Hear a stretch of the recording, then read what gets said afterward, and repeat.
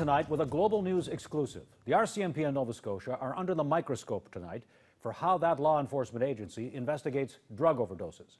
Global's Natasha Pace has been looking into this story and joins us now live in our newsroom with more. Natasha?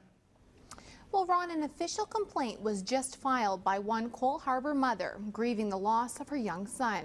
She says the RCMP didn't do enough when investigating his death from a drug overdose and wants to see charges laid, something she believes could help prevent a similar death in the future. Now, if this story sounds familiar, it's because just 2 years ago, another Nova Scotia family was making similar claims against the RCMP. Prescription medicine that's essential for some is a death sentence for others, a fact that Trine Good knows all too well. Ryan was a happy kid. Well, a young adult. To me, he's always going to be a child, always going to be my baby. Her 21-year-old son Ryan died last December from an overdose of Dilaudid 6 days before her birthday. Losing your son, it's having that knock on your door. It's something that you would never imagine. Prescription drug abuse doesn't happen to me. It's what you think. 7 months later, she's still waiting for answers. I screamed and cried and, I got angry and all that stuff, and still nothing. The matter has been concluded without charges, and this is really a case of a tragedy where a young man has lost his life with the use of drugs.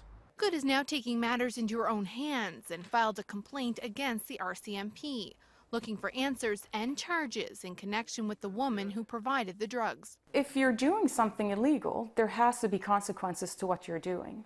If there are no consequences, everyone knows who this person is in Ryan's life that gave him the Dilaudid or sold or whatever happened.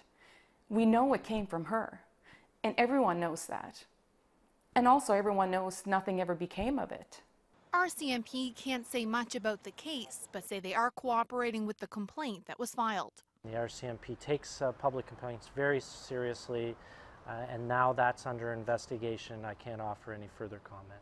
This isn't the first time the RCMP have come under the microscope for how they investigate a drug overdose.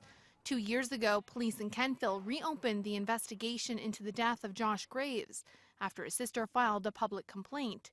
In the end, the country's police force apologized to Amy Graves and even laid charges in her brother's death.